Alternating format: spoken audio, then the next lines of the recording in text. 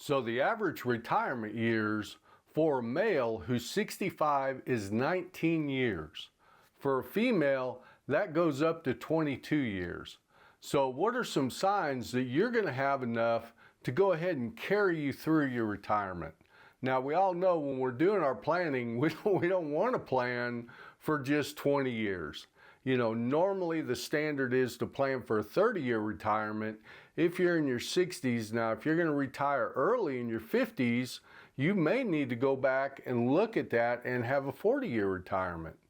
But here are some red flags that you may not have enough in your retirement fund to put you all the way through.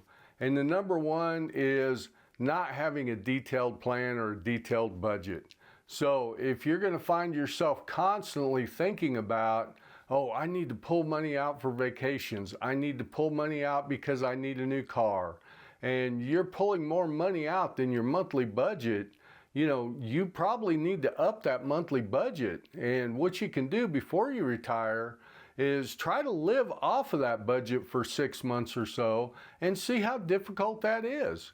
And if you can't do it, you may need to go back and revisit your plan, get a better plan, lower your expenses, or, if you have to, stay working and build that nest egg up a little more.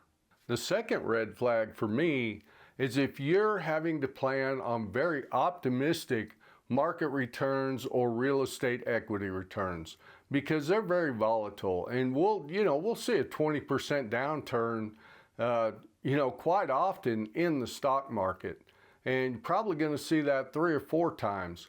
And if you're just retiring, sequence of returns risk can really hurt you with that. If you're planning on getting 8, 9, 10% return on your money, that could be a real problem. So you need to take your plan, and some softwares like the new retirement software, or if you have a financial advisor, you got to put some doubt in your plan. And that's where the Monte Carlo simulation comes in. So the Monte Carlo, what it will do is it will take historical trends, and you can actually adjust that so that you have bad sequence of returns, or you're doing okay in your first few years. If those probability numbers come back too low, which to me would be below 80%, you need to adjust your plan, you need to lower your expenses, or you need to have more in your nest egg moving forward. Now, this third red flag kind of couples to the second, but what it is like my kids. My kids some of them are in their early 30s, and they're basically, and I don't even think it's a 90-10, when I look at their portfolios, they're pretty much chasing the dollar. And you can do that when you're young, because when you're young and you're investing, time is your friend. If you go through a 20 to 40% market downturn, well, I've still got to work for 25, 30 years. It's not a big issue. And if you don't sell your stocks off, if you don't sell it off and hide it and put it in a mattress, historically, it's going to tell you that you're going to come out the other side better than you went in. So if you have too much of a risky portfolio, take a look at that. I retired a little bit early, so I'm still taking maybe a little more risk than I want to in my later years. I'm at a 60-40 portfolio, which is 60% stocks, 40% bonds, and that seems to be working out pretty good, but we've had a couple of good years here. So, don't get complacent that you're always going to make that type of money in the stock market.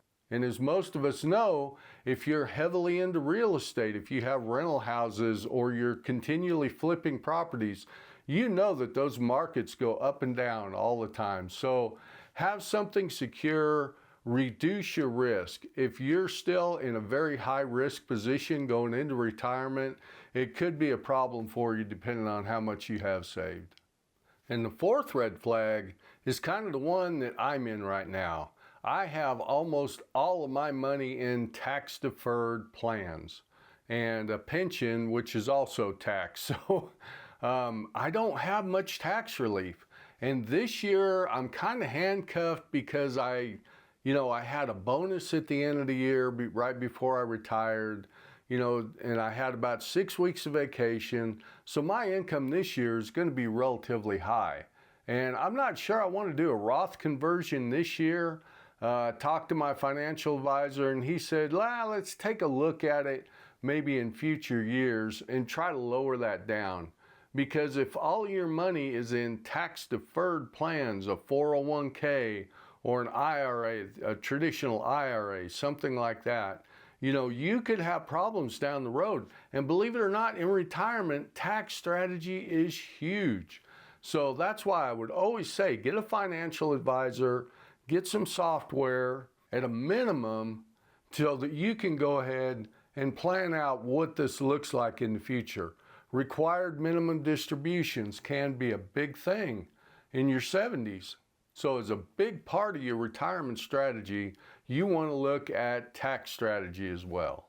And again, I'm not a financial advisor, so I would suggest you go out and find a fiduciary, fee-only financial advisor to help you through all these different and sometimes difficult planning strategies that come along with retirement. All right, so this being a new channel, I'd really appreciate it if you go ahead and hit that like button and watch this video next.